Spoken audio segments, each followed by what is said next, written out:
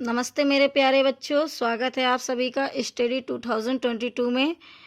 मैं आज आपके लिए समाज से रिलेटेड वीडियो लेकर आई हूँ और आपको ये भी ट्रिक के माध्यम से समझाऊंगी।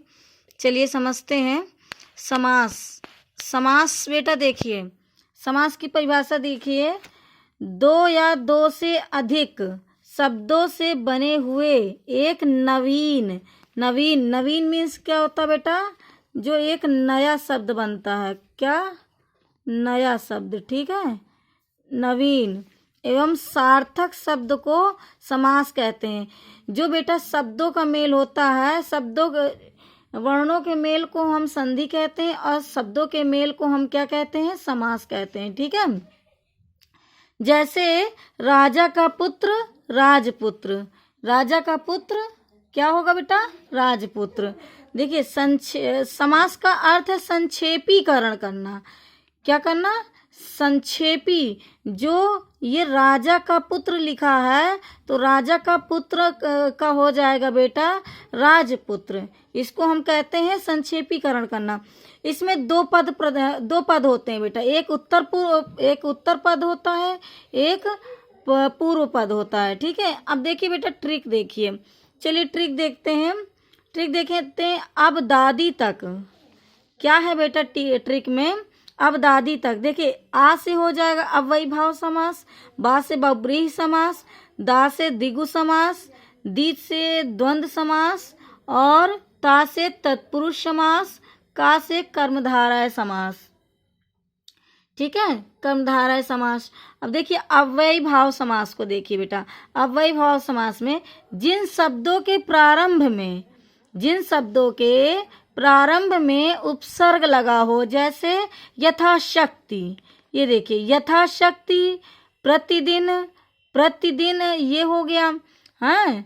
और निर हो जाएगा, आ हो जाएगा, अन हो जाएगा, भरपेट हो जाएगा।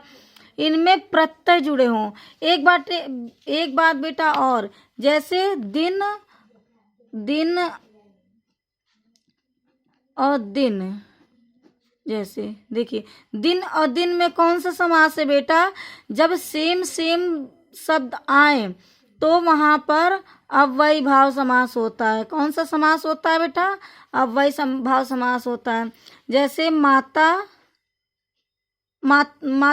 है, ठीक है, तो उसमें भी अव्ययी भाव समास। अगर सेम वर्ड आते हैं, जैसे रात आता है, ये जैसे रात में बेटा कौन सा समास है? सेम एक जैसे वर्ड आए तो अव्ययी भाव समास होगा, ठीक है। देखिए बेटा बहुब्रीहि समास में देखिए, बहुब्रीहि समास में आपको समझाती हूँ। इसमें देवी देवताओं के नाम पर्यायवाची शब्द समूह के लिए एक शब्द आता है। इसमें देवी देवताओं के नाम आते हैं और पर्यायवाची शब्द के लिए एक शब्द आता है। जैसे त्रिनेत्र किसके तीन है नेत्र? देखिए लंबोदर, दशानन, ये सारे देवी देवताओं के नाम है ना। देखिए ये सारे देवी देवताओं के नाम है। त्रिनेत्र भगवान शंकर जी, लंबोदर गणेश जी, दशानन जिसके 10 हैं, दशानन, ठीक है। तो अब देखिए इनमें कॉन्सेप्ट क्लियर हुआ। चलिए नीचे आइए द्विगु समास में। द्विगु समास में बेटा, द्विगु समास में इसमें पहला पद जो है संख्यावाची होता है।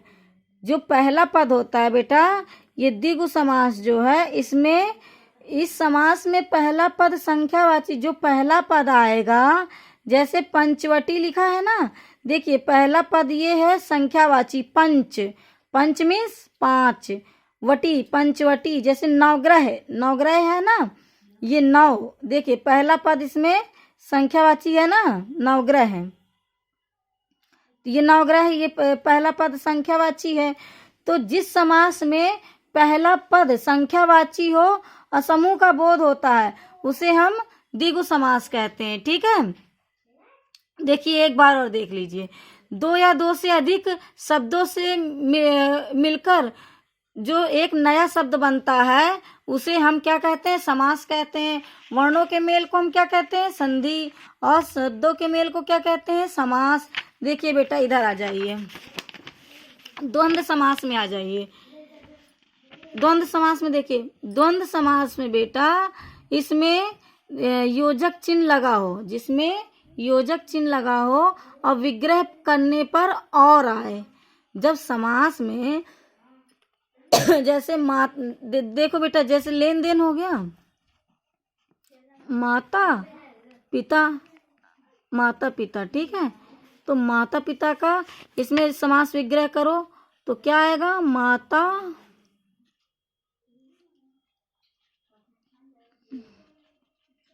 और पिता, ठीक है।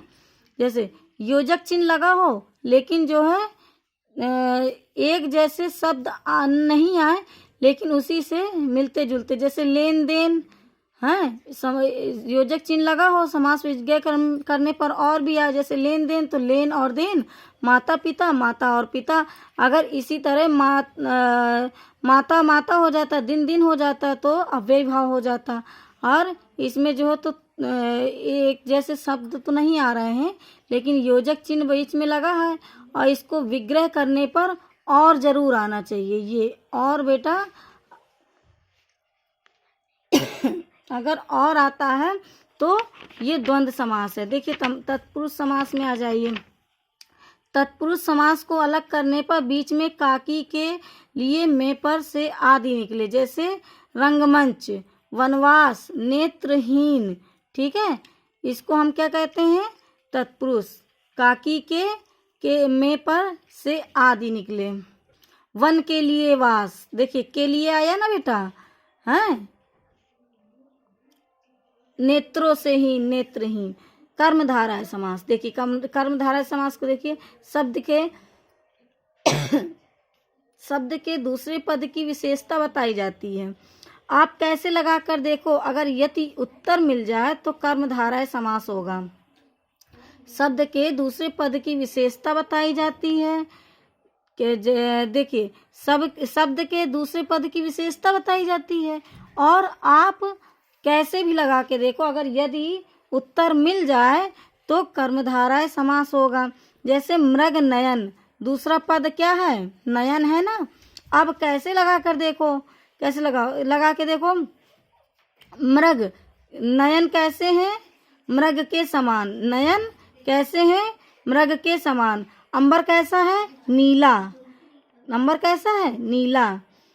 तो बेटा आज के लिए इतना ही। उम्मीद करती हूँ कि ये वीडियो आपको पसंद आया होगा। इसके लिए अगर आपको पसंद आया हो तो लाइक करें, सब्सक्राइब करें, कमेंट ज़रूर करें। और धन्यवाद। कल इसी से रिलेटेड वीडियो फिर कुछ लेकर आऊँगी। नमस्ते।